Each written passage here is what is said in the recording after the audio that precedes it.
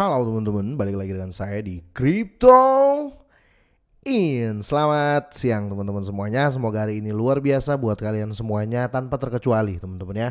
Dan buat teman-teman di rumah yang dalam keadaan kurang enak badan atau dalam keadaan sakit, saya doain cepat sembuh teman-teman ya. Biar kita bisa trading dan trading bareng lagi tentunya. Oke, langsung saja teman-teman. Jadi saya mau bahas langsung overall market teman-teman ya, bisa dilihat di sini Bitcoin terperosok ya, malah kemarin di 19.500-an, sekarang dia tinggal 19.000 karena ada berita yang menurut saya kita semua harus tahu ya, karena overall market ya, mau saham mau cryptocurrency semua lagi dam ya, karena ada info resesi dan kita akan bahas itu.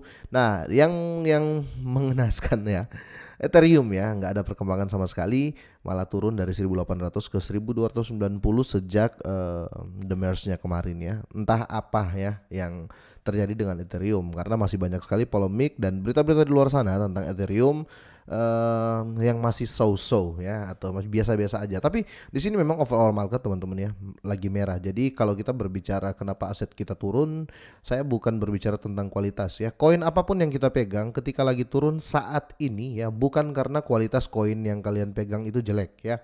Contoh, kalian sekarang punya Dogecoin, punya XRP dan punya koin-koin lain ya, atau Shiba atau Luns dan lain-lain. Kalau lagi turun saat ini bukan berarti koin-koin itu kualitasnya jelek, tidak ya. Karena untuk di akhir tahun ini teman-teman ya, memasuki tahun 2023 teman-teman ya, isu resesi itu masih sangat kenceng teman-teman ya, masih sangat kenceng. Jadi ya market tetap apa ya, fear ya, atau faktor ketakutan masih lebih besar, kira-kira seperti itu. Nah, diangkat dari Crypto Potato teman-teman ya, jadi IMF ya, dia memperingatkan resesi buruk ya. Dan di sini bisakah Bitcoin mulai dijual ya? Jadi mungkin di sini dia berpendapat apa ya, kalau yang saya tangkap mungkin ya, dia mengatakan ya mungkin bisa kalian menjual dulu, kira-kira seperti itu ya. Tapi kita tetap harus bahas dulu ya, dan sekali lagi do your own research ya, dan gunakan uang Anda sebijak mungkin teman-teman ya. IMF ini International Monetary Fund teman-teman ya, kira-kira seperti itu. Kalau bahasa Indonesianya Dana Moneter Internasional ya. Oke, langsung saja ya. IMF peringatkan resesi buruk, bisakah Bitcoin mulai dijual ya? Ini opini pendapatnya mereka ya. Sorry. Oke, jadi IMF teman-teman telah mengeluarkan peringatan baru untuk ekonomi global. IMF mengatakan yang terburuk belum datang. Wow, itu kenapa menjadi faktor fear yang sangat tinggi untuk di dekat-dekat ini ya, atau faktor ketakutan ya. Mulai dari saham pun ya hancur berantakan. Itu bisa berarti harga Bitcoin yang lebih rendah dalam waktu dekat. Wow, ini penting ya. IMF menurunkan proyeksinya untuk ekonomi global pada hari Selasa, memperingatkan dengan tegas yang terburuk belum datang ya, dan bagi banyak orang 2023 akan terjadi seperti resesi ya. Semoga saja nggak parah-parah amat ya teman-teman ya, karena bisa dibilang ini akan lebih parah dari ekonomi sebelum Covid ya, kira-kira seperti itu.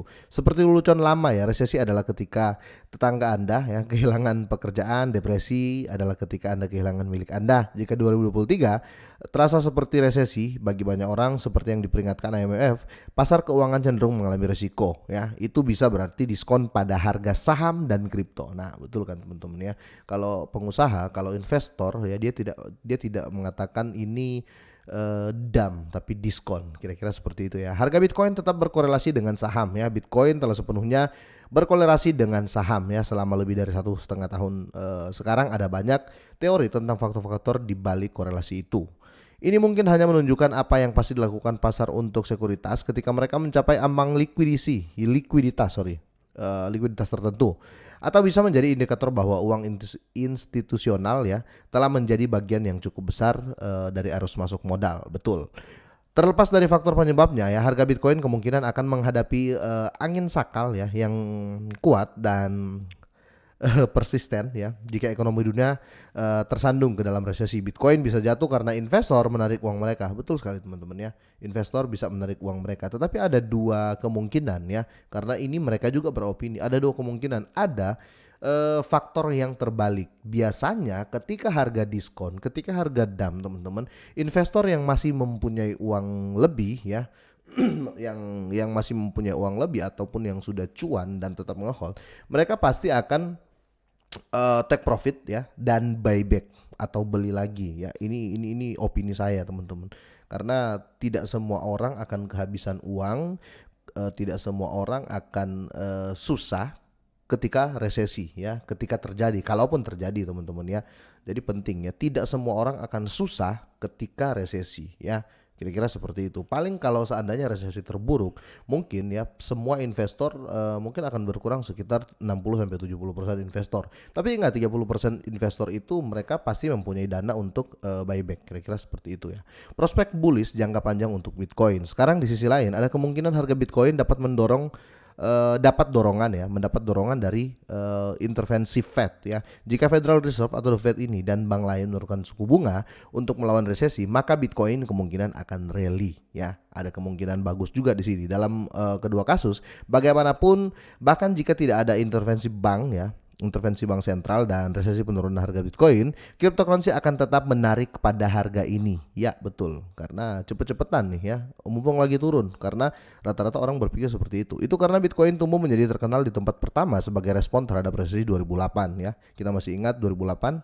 Kemudian ya, ia memiliki pasar bull ya atau bullish yang luar biasa setelah jatuhnya harga aset di seluruh dunia Maret 2020 ya. Bitcoin melanjutkan rally ke ekuitas yang jauh lebih cemerlang ya. Karena kita tahu 2020 sempat sempat turun Bitcoin di harga 83 juta rupiah waktu itu ya.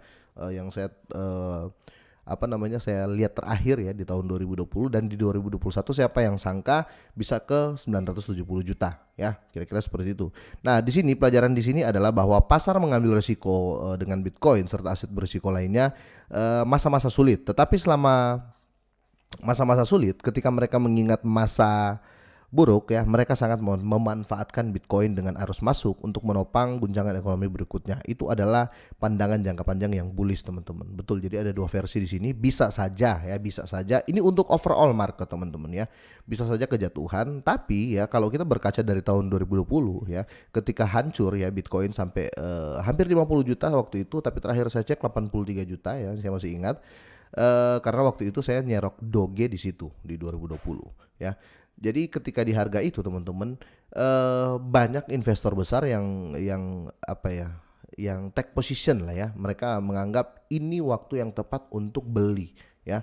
Dan benar saja di tahun 2021 ya, semua aset kripto ya, 80% aset kripto ATH semua, kira-kira seperti itu, 80% ya, enggak 100%. Intinya seperti itu. Jadi tetap ada dua faktor, tetapi kita kembali lagi ke kenyataannya teman-teman ya. Kenyataan sekarang market lagi bears atau lagi turun semuanya ya.